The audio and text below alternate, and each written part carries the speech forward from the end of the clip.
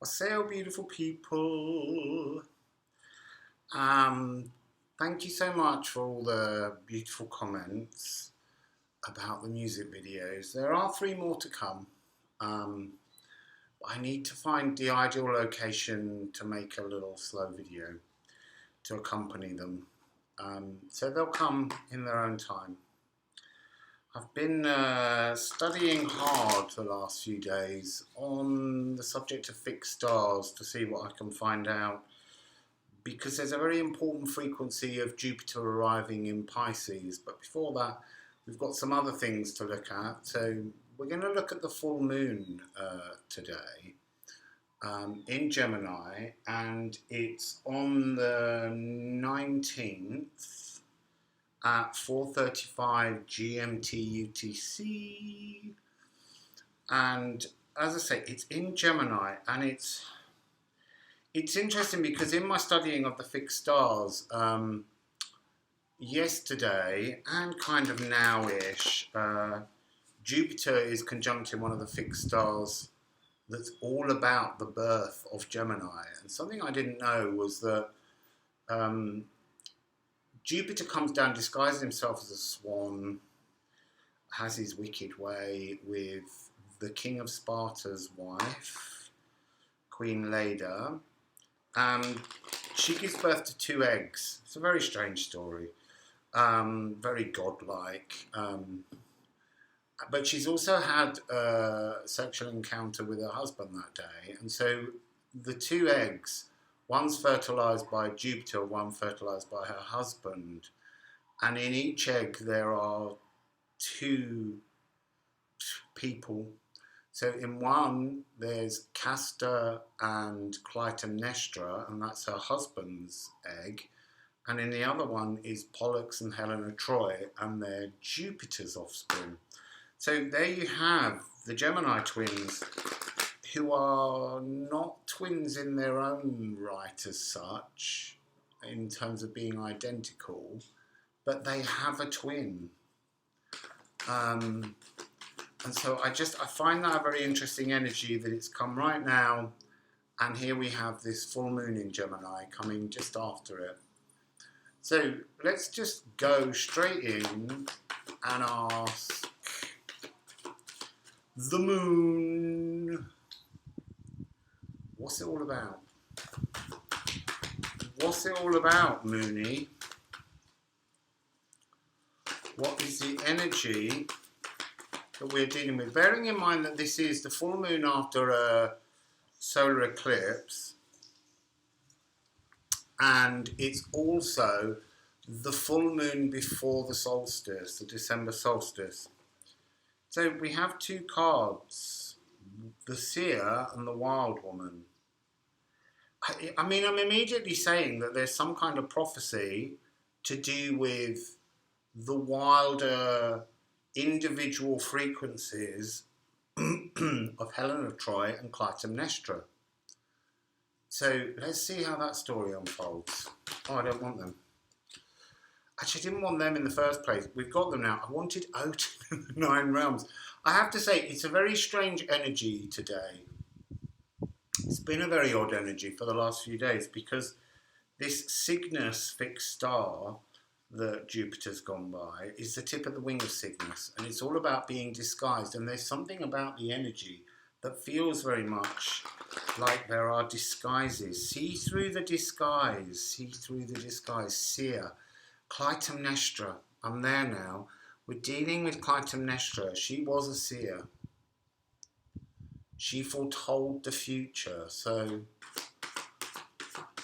what do you want to say, Moon? What do you want to say? What do you want to say, Moon? What do you want to say? A single card. Oh, the vessel. The eggs. It's something about the choice of eggs. There's this overriding sense of the eggs being one mortal, one immortal, one love, one fear. There's like a choice of where you want to go. It's the same as having the twins, the Gemini frequency. So this is This is kind of Castor and Clytemnestra. Castor and Clytemnestra. So let's get a story on them. Let's get a story on what their frequency means. They're not something I've ever realised were connected in that way before. And as I say, it's a very dark story. So Aquavita.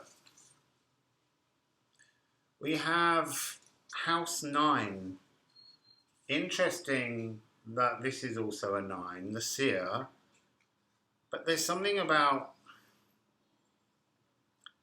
moderation is the word, moderation, but also caution. Caution, and House 9 is that sense of travel. I mean, what I feel is, I feel like the vessel I'm sensing is fogged. And that's really interesting because, very importantly, I've been doing a lot of work into an oncoming frequency that doesn't happen until the 12th of April, but it's a conjunction between Jupiter and Neptune. And I feel it's a very important frequency that's coming up. It doesn't happen very often. You know, it does, but not when they're both in Pisces, which they're both in rulership in. The last time was 2009, and that was in Aquarius. But this time it will be in Pisces. And so there's something that keeps coming up when I'm looking into that energy of this kind of preparing yourself for like a mystery to be revealed, something of a dream, something of a premonition frequency to do with this moon. So, what else can you tell me about this premonition and the moon and Clytemnestra? So we have antimony, wolf protection, wild, instinctual human nature in the soul. Wild woman, wild nature. There's some kind of wild, not prophecy, premonition. Let's call it that. You are going to receive a wild premonition. And it's interesting. It might be that this is the premonition. I keep getting this energy that comes through that's about a collective dream, a global dream, some kind of energy that we will all begin to witness. But maybe that's the point of this vessel. Maybe there's two dreams. There's two dreams, and one fits in one egg, one fits in the other. This is the mortal dream. This is the kind of wild human energy. Maybe there might be a different dream if we look in a moment and see whether Pollux and Helen of Troy have got a different message. So we have essence. It's the dream is about the wildness that is within your human story that's been fogged, that you're not seeing. And this is the core nature, the heart and soul, the true scent of your essence. And this is house 1. And I feel like here where I am at the moment, I'm dealing in house 1 because of the Scorpion energy that's around here. And that's my first house. And in my first house, I have Neptune, and this is the trident in many ways, but with the sloped edges. There's almost like something about this sloping of the edges sort of takes off a kind of viciousness. It reduces the impact of a kind of like a toxic rage. And anger, it's like softening. It's still wild, it's still instinctual, and there is this real scenting of the air, scenting of the astral, scenting of yourself seeking your truest essence in this full moon. Almost an ending of the vagaries. And then we have Pisces. Pisces is exactly what I was just talking about with Jupiter and Neptune. And there's something of this again. The ability to moderate your anger, the ability to moderate your fierceness. This is another kind of trident, but this time it's almost been stoppered. The dream will stopper some kind of anger, quell some kind of rage within you in preparation for two collective dreams. So Pisces is projection. This dream is to allow you to move towards this moment that begins on the 29th of December and goes up to the 10th of May, which is the period that Jupiter will move all the way through Pisces, will catch up with Neptune. And remember, Neptune and Jupiter are brothers, and they're both in rulership, and then Jupiter will pass and head into Aries. And we also have Pallas, Athena, negotiations. But this is the energy of negotiating the dream. I really feel like we're going to be given two dreams, or a single dream with two options. So let's see if we can get information on the second of the dreams. It's interesting. Oh, I'm not taking those. That wasn't ready. That was just like the dream itself scattering.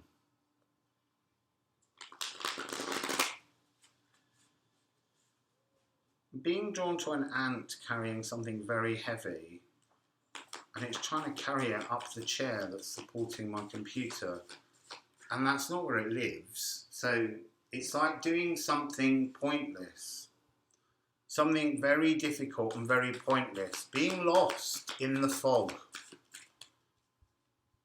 So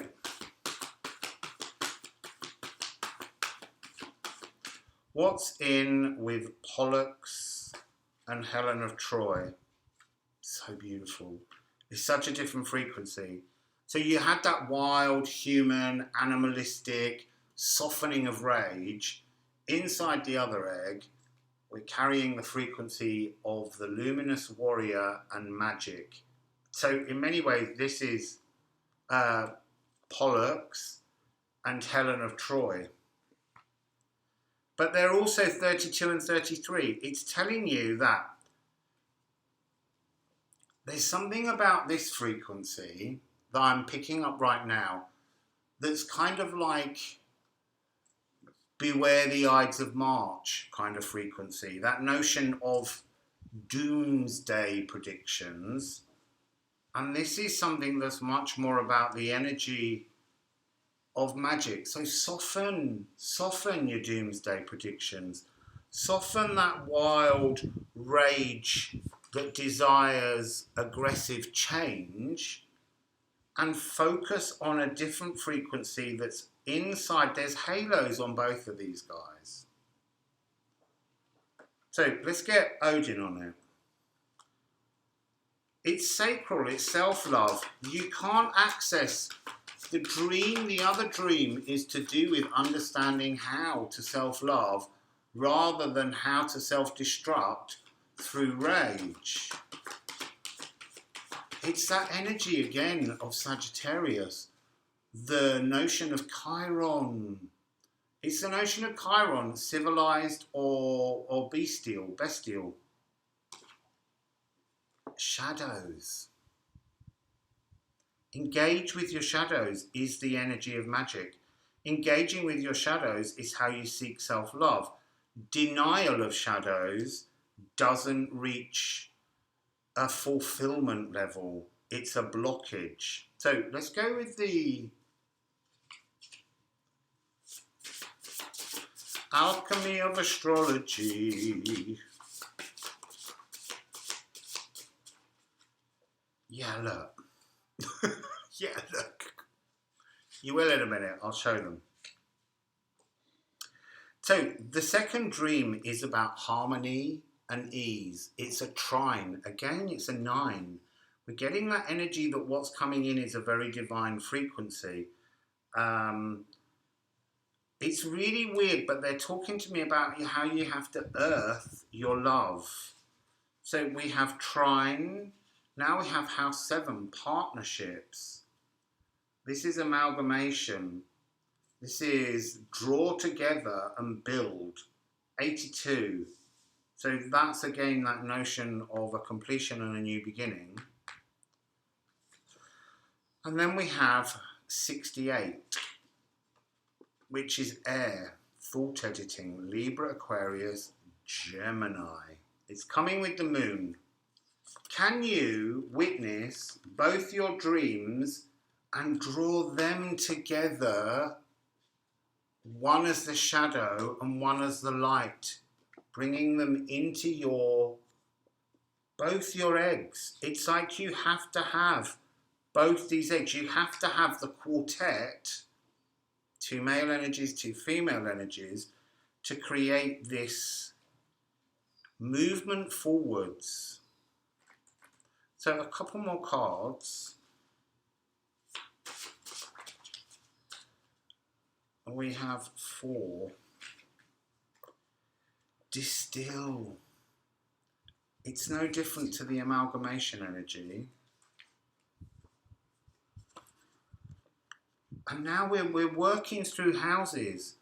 This is like a moment at solstice where we're drawing so many of our houses together. We started with house 9. We've got house 4, the seat of the soul. So house 9, that travel, that astral travel is what they're saying, to resolve the darker frequencies we have, that rage frequency, to search, to sniff out our new essence. And house 4, which is house 1 of the self. House 4, the seat of your soul. And that energy is in the egg that doesn't contain the seat of your soul as such. So it's about rewriting the spiritual seat of your soul over your kind of physical animal seat of your soul. Distill your shadows. Contain everything. There's the notion of the egg here, or something closing down, and then there's something about this energy that has a reference to Scorpio that's got this suggestion that this is not an easy energy. It's an energy that is a little bit stingy, but this is houses 2 and 7. So partnership, the partnership is you. You have to make a partnership with your truth. And then house 2, that's to do with possessions, the things you possess. But there's something about the things they possess, this version of you that is Castor and Clytemnestra, seeking that kind of Abraham Hicks, pull in the energy, materialize greed energy, distill it away. It's not serving a purpose. The material possessions that you cling to are not the journey. They're not what triggers the journey. What triggers the journey is bringing yourself, your thoughts, your shadows, editing them down so that you understand them. And then we have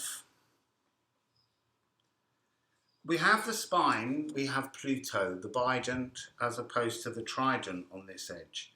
So that's losing a prong. Again, that energy of taking away something sharp that hurts you. Something about your own belief system that pains you is what this moon is offering. So bringing that energy down. Pluto's got a lot of role to play in the coming year. But Pluto's coming in with conjunction. And conjunction is 0 degrees. It's when things have come together. So it's when the amalgamation is achieved. And as I say, I've got a lot of energies coming up for Jupiter in Pisces period that is very much to do with conjunctions over a series of fixed stars. And obviously the conjunction between Neptune and Jupiter, but there's a lot of other conjunctions coming up. There's one on the 7th of March between Venus and Mars at 0 degrees Aquarius. There's a lot of this frequency where the music of the spheres is saying you can't be in denial of your dark side. You have to achieve balance. You have to bring the eggs back together and make them one. You need to put all your eggs in one basket. So you shouldn't do. And then we've got Moon in Leo. And this is the energy of explosive creativity. It's like the energy moving forwards will course through your body at a much more rapid and like I'm hearing like celebrations, the tune of your blood rushing through you being some kind of a festivity, a celebration, a joy, because it's in union.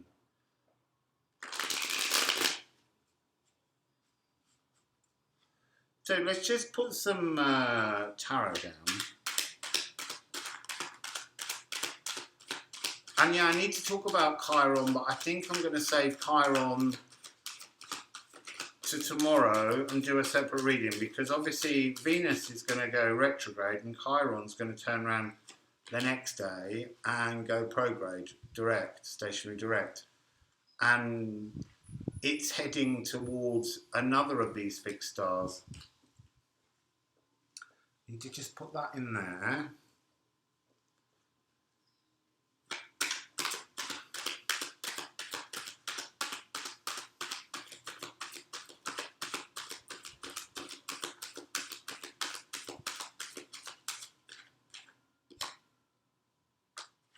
Amazing.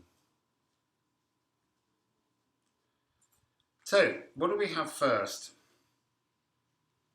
We have the Two of Coins, Pentacles, Discs, Change, and the Princess of Cups. So, obviously, this has got that energy of transformation. But the whole point of it is, it's yin and yang. It's the twins. It's Castor and Pollux. It's Helena, Troy, and Clytemnestra. It's this energy of how we have to bring these things into union. We're bringing things back to birth something anew. What are we birthing anew? It's so beautiful. We've got Mary the Jewess, temperance, transformation, alchemy. This is pure alchemy. And what's coming? Cosmic gift, the cosmic egg. But you have to make your egg whole. So it's like there are two eggs. There's an earthbound, physical, mortal egg, and then there's a spiritual, immortal, astral egg, and they should be one egg. I'm kind of being shown, because the other card is this abundance. That's the energy inside the eggs. Reunion with you, reunion with your past, your present, and your future. And I'm seeing these two spaces behind as the two eggs that need to be merged into the one egg behind, bringing that energy into something new. They are two separate eggs. Look at me mirroring today. They're two eggs, but together they're one greater cosmic egg. A cosmic gift that it's almost like you cannot open either egg. They're sealed. But you've somehow got to see inside them, dream inside them. Castor and Pollux, Helena, Troy, Clytemnestra, and merge this quartet into one. I know I keep calling it a quartet, but there's both masculine and feminine physical energy in one egg, and there's masculine and feminine astral energy in the other egg, consciousness energy. So let's get some runes on this. Just to end. I'm having to keep them short because the upload speed is very long and slow here. It's also why I haven't been able to go live. But what I might do is see if I can go live by using my phone signal as a hotspot. I need to go and charge up the data on my phone so it doesn't run out. So that'd be no good. Halfway through singing Wassail to everybody. So, what would you like to say, please, about the merging of the eggs? Nothing's coming yet, but there's a real sense I'm being shown it's about ordering your dreams, ordering your premonitions, ordering your focus. So, interesting. Gathering, bringing the two pieces together, all that you can harvest within your dream world, and bringing this together to create a new Gununga gap, a new divine cosmic egg. Oh, and look, again, the key to this is your shadows, is your rage, is your worldly anger and frustration that we're all feeling it at the moment. It's been a long and difficult year, but you've got to understand why we're feeling the things we felt. This has come twice. So this is so important, this energy of shadows. And then you got 3-6, that you will be held in the Egish Hamir, this wonderful helm of awe, the wheel shield, the protection that is upon you during this moon cycle to bring together your entirety, to pull the quartet in. So, I'm going to ask one other thing before we go. I want to know if we can be given any information on this collective dream that I feel is probably coming towards us around the 12th of April. I know that's a bit of a Clytemnestra premonition, but you know, sometimes you get them. So, what is the collective dream? Can you give us any information on the collective dream? Can you give us any information on the collective dream? Interesting two cards, because I feel like earlier I said there's two parts to this collective dream. It could go one of two ways, love or fear. So we have lightning. It's really interesting that I'm seeing this card as painful for the first time. We always think of this card as being very profoundly beautiful, cosmic. There's a sword in the soul of a person, but I feel that soul, and I've been getting this more and more with this card. It's an air energy of the sword in the stone. Only you can take out your pain. And when you take out your pain, what flows from your sacral? Source. Andean cross energy. Purity. It's like this 3-6, this Tesla trap frequency of the molecules that buzzes in and out of all different dimensions. It needs its 9 frequency, and its 9 frequency is source energy. It's the undefinable frequency.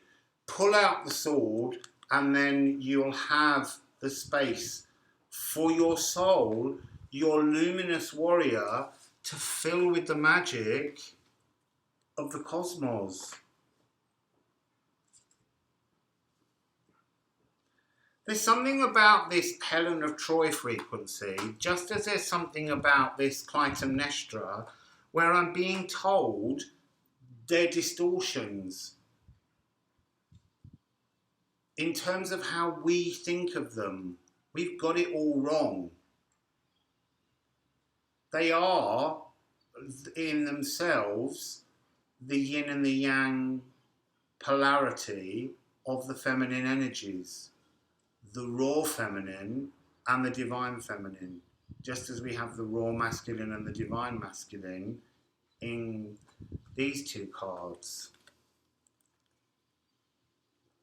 You know, this is seeking to see the future with all this kind of material possessions taken from the natural world and rattled and shaken and, you know, intoxications and all this kind of frequency. The truth of it is, do you just know? Why seer when you can just trust? There's been a lot of really weird messages recently about the need to live in the now and not seek to seer the future. And yet we as humans, we always want to know that we're on the right path. So this dream is about teaching us to trust the path, trust the gift. What is the gift? Source energy, returning. Source energy that's been absent. So, there was something I wanted to ask. And now that I've talked, I can't find it. Can you give us some more on this dream?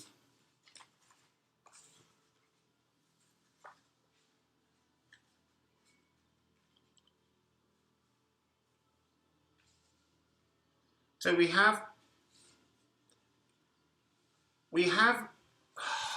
I'll show you them, but I'm trying to find the words to say it in 3 words. You have the support and the protection of animal spirits. We all have the support and protection of another aspect of our soul. You remember in the readings when I first arrived in Jovel, San Cristobal de las Casas, we did a lot of connection with that energy of our sacred animal guide. We all will be. It feels like that doesn't come yet. That's what I need to ask. So, is this energy of the animal part of our soul, our true connection to the natural world, is that later? Is that later? Yeah. It's interesting. You've got interference, this energy of interference, and then we have the energy of exit. It's like one sword needs to be taken away to get this clarity, to open the gateway to the animal. And in between is the frequency of the devil. And I'm sensing that the aspect of your protection is already covered because of the Egishalmir. But this additional soul animal aspect that's part of you won't fully activate. It's there. It's like the jaguar watching. It's protecting you, but the awareness of it won't come until... I've lost the card. Give me a moment. It's down here somewhere. Looking for Pluto. Until Pluto moves out of Capricorn. And that's not yet. It's in a couple of years. It kind of keeps going in, out, in, out, in, out. But that's when it goes into Aquarius. And this is Jupiter in Gemini. And I know that with this full moon, there's a really interesting energy that Jupiter is pushing out an expansion towards both the sun and the moon, as if the sun and the moon at this full moon in opposition are creating this frequency of the 2 eggs. And there's something about the first eclipse, because it begins with a total eclipse on the 30th of April. It's all long connections. It's all premonition energy that's far off, but we've got to get through each stage as it happens now. So, Jupiter, Sun and Moon energy, Jupiter, Sun and Moon energy, Jupiter, Sun and Moon energy, Jupiter, Sun and Moon energy.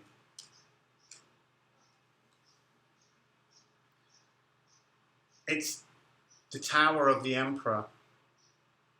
There's something about the frequency of the Tower being, I know the Emperor is usually Mars, but there's something about this that they're saying. It's the energy of the Emperor, as in the frequency of Jupiter, the great God planet, the big benevolent energy, creating this frequency of a Tower moment that is the opposition that will open the access to this dream. Dreams, I don't know how it will work, it will be different for everybody.